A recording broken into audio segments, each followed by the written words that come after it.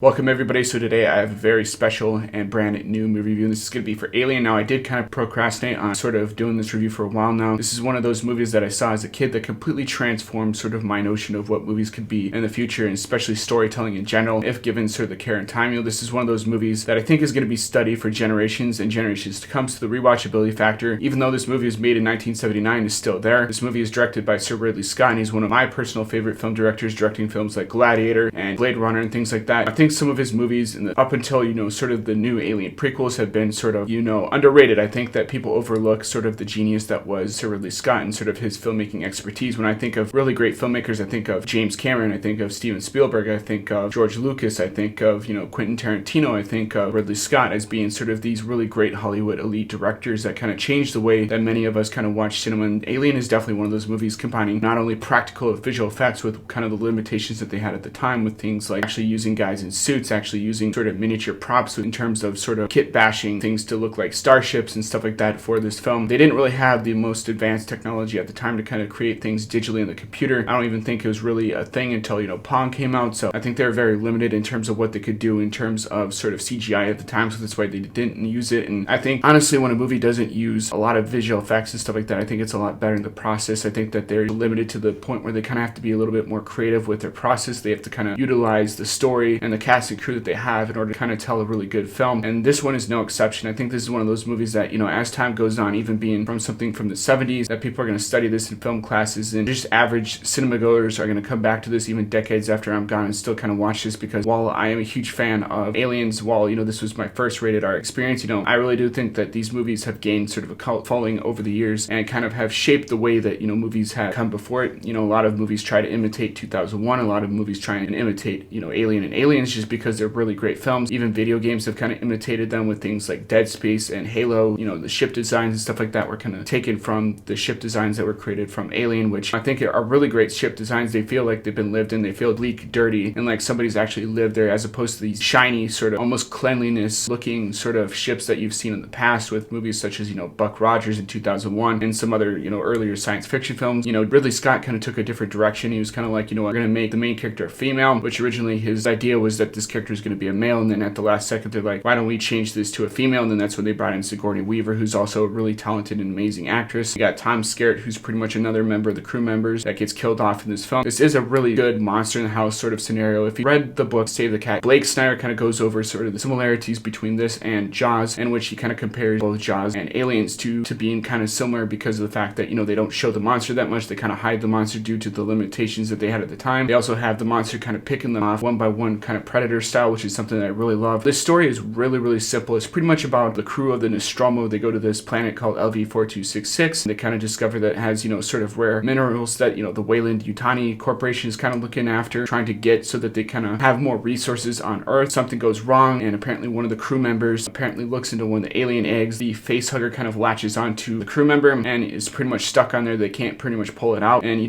not till later, when this crew member is actually on board the ship in the medical wing, does the alien creature kind of fall off. The facehugger kind of just dies and comes off kind of like a spider would. And then eventually later on in the film, you see this kind of dining room sequence. Everybody's having dinner and stuff like that. They're talking about sort of their backstory. You get to kind of know the crew a little bit better. Everybody in this film has a really good story arc. Everybody in this film sort of has their moment to shine. One of the things that I look in movies is, especially when characters are given sort of the opportunity to kind of delve deep into their backstory, especially in supporting role characters. When a movie kind of takes the time to kind of develop supporting role characters, even the main action stars, that's when you're going to kind of see sort of a movie that has a lot of rewatchability. And I think that rewatchability is something that definitely does hold a candle to if this movie is going to make money in the future, if this movie is going to stand the test of time, because it's not about whether or not the movie makes money here and now, it's whether or not the movie makes money in the future. And I think that Alien has all those scares and all those horror factors to it that kind of made this movie something that really revolutionized filmmaking even years to come into this day. This dining room sequence, you see sort of one of the main actors, the one from before, who thinks he's kind of recovered from this disease. He's kind of laying on the table, he's kind of writhing, and he's trying to kind of fight this sort of thing that's kind of coming out of his chest. Later on, it kind of just explodes and you see blood and guts everywhere. And it's a pretty horrifying sequence. It gets all over their food, it gets all over the actors, and some of these actors were in on the joke. Some of these actors kind of knew what was going to happen, and other actors did not know what was going to happen. They kind of knew a little bit about what was going to happen due to the script, but they didn't know to the extent of what was going to take place within the shot. And one of the actors actually, I think, even threatened to quit, after that happened, because they were so distraught by the fact that this creature just kind of burst through the chest. and scared the living daylights out of her. And I think that's kind of one of those things that really did help this movie, is that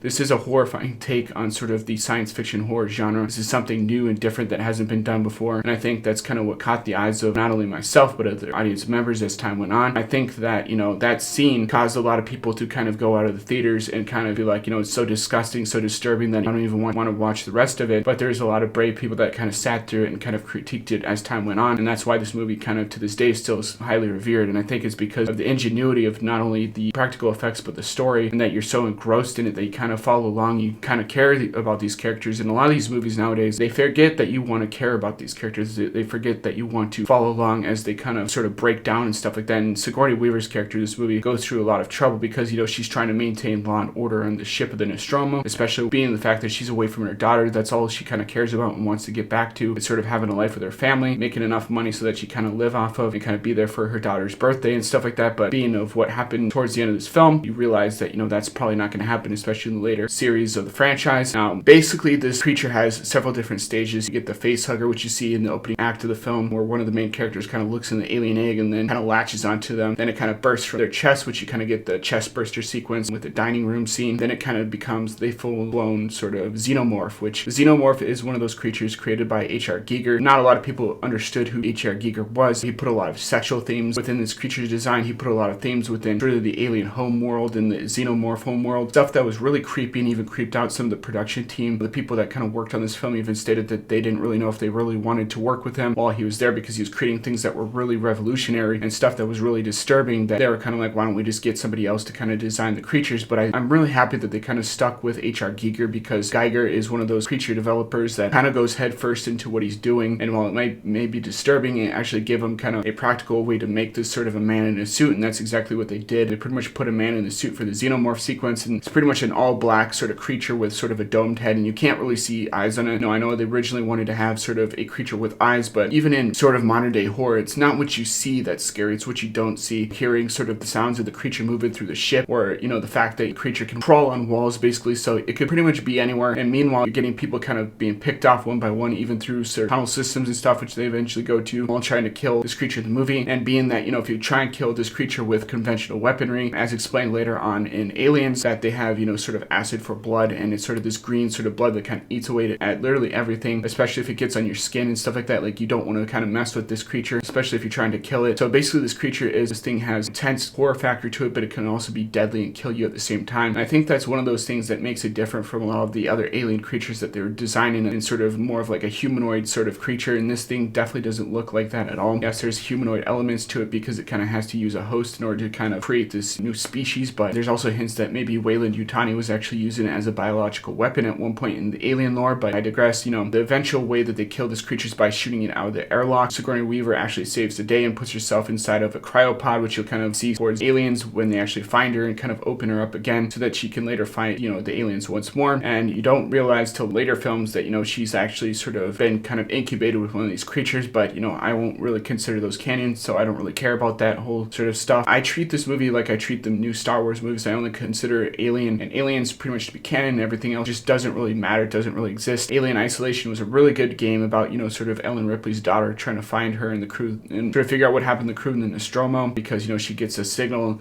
and sort of a distress signal, and she goes out to help her, which I think fans of this movie as well as Alien should definitely check out. Is definitely a really good horror video game that kind of delves into the backstory of the character, pretty much missing while doing sort of these missions for Weyland-Yutani. And I think, you know, this movie kind of spanned several different movies. Like I said, this movie spanned especially comic books and video games, and even sort of a crossover between Alien and Predator, which honestly I think, you know, the Predator is a really unique sort of creature. I actually like the Predator a little bit more than the Alien, even though I did see Alien and Aliens when I was a kid. Should I have seen it as a kid? I don't know. This movie definitely did scare me several nights. Just the overall sort of biology of this creature and what it's capable of is something that kind of terrified me and, you know, scared the shit out of me as a kid. And I think that was very effective, and it kind of proved to me movies can be really good if you focus on sort of the setting, kind of what the story is about, and kind of you got really great one-liners. There's even sort of character arc for Ellen Ripley. You know, at first she is, you know, very naive. She thinks she's got this shit handled. She thinks that, you know, she's done several different missions, so, you know, she kind of knows what job duties are. And then once sort of the alien creature comes on board, she becomes terrified. She becomes vulnerable, like I said before. She kind of goes on this whole, you know, hero's journey of herself to kind of try and fight so that she can kind of get back home to her daughter. And then later on, she kind of is like, you know what, you know, everybody's dying around me. I kind of need to take charge again, and I kind kind of need to fight this thing. Otherwise, who else is going to do that so I can actually live and see my daughter again? And so I think that her sort of picking herself up when everything just seems to be going wrong is something that really did relate to me. And it's something that's really relatable because they are sort of these truck drivers in space, as they would call them. They're these crew that's kind of manning, this skeleton crew that's kind of manning these spaceships. The spaceships feel real. All the set designs look real. All the designs of the suits when they kind of go onto this new planet look real. Everything about this is done in camera, which I think is really, really great, because something that's done in camera as opposed to just CGI, sometimes the CGI is not up to par. So you can kind of tell that it's been done in the computer, and definitely not in Aliens. You ever kind of feel that way. And so that's what I'm going to have to give Alien an A+. I think that this movie has a lot of great one-liners. This movie has a lot of really great cast, and it's a cast of characters that's a really great ensemble. I think that was really cool. The fact that they were kind of limited to the technology at the time, that they didn't have this sort of CGI stuff where they could just, throw it into a computer afterwards and create these creatures, that they had to use an actual sets and stuff like that, really is something that I love a lot. The score of this movie is really haunting in places, especially when they go into the alien hive and you kind of get that sort of more horror vibes to this stuff that even, like I said before, video games are trying to copy this day because it does work so well. Everything down to the musical score, to the set designs, to sort of how they shot and edited this film, everything is great. So hats off to Ridley Scott and the cast and crew and the team and everybody that kind of worked on this movie, because I think that they really crafted something that I really don't want to spoil everything that happens for you within this film, because I think that you guys should definitely go see this. So I think that if you're interested in filmmaking, if you're interested in anything that has to do with really well told stories, that you should definitely go out and buy this on Blu-ray. Right now they have the quadrilogy, or I think you can kind of buy these individually on Blu-ray or 4K if you just want, sort of aliens. You don't have to deal with all the other films, but I would highly recommend the quadrilogy just because you get those sort of extended cuts. You also get sort of the special features, which I think the extended cut for both Alien and Aliens, mind you, are 10 times better than sort of the theatrical release that you would get sort of just watching this on just a regular Blu-ray disc. So that is my opinion. Hopefully you guys enjoyed this. Like I said before, whenever somebody kind of questions on you don't like sort of modern day films because there's women in it, it's definitely not true. There's been women in feature films such as Alien, Aliens, Sarah Connor, and sort of the Terminator franchise, and even G.I. Jane is one of those characters that's a strong female character that I kind of enjoy. So those are kind of the characters I kind of point to whenever someone tries to accuse me of that, because it's definitely not true, especially being the fact that Alien and Aliens is one of those movies a lot of those people kind of forget about, and was one of those movies that I was exposed to even as a kid. So I think that this is a really great franchise and a really underlooked sort of movie for its time, and while it does have sort of a cult following that everybody kind of likes, this is still one of those movies that some people kind of forgotten. I think that it's really important, especially for people interested in filmmaking, to see sort of these movies, because it shows the progression of what we've had in years to come. This is done way before sort of the whole gender swap thing. This is actually really revolutionary for its time, to kind of take sort of a male character and make it a female, and make it a character that you love, that you care about, because this character has flaws, weaknesses, has actual emotions, as opposed to some of the more modern takes of strong female empowerment stuff which we see nowadays. Which I'm not opposed to strong female characters. I'm not against that any such way. I do think that there is a place for strong female characters in film, but I think that Hollywood likes to just take male role models that we look up to and just kind of gender swap them to be females, and they don't take the time to develop those characters and make them something interesting that audiences will want to see, like Alien. That's my take on Alien. I hope you guys learned something a little bit new about the movie industry. I know I didn't really talk about it as much as I probably could, just because I don't really want to spoil that for you. I want you guys to kind of see this for yourselves and kind of take into consideration my thoughts and opinions, because they're just my thoughts and opinions, and learned a thing or two about the film industry. And if you guys like this and you want to see more, please rate, comment, subscribe, and I'll see you guys in the next video. Peace.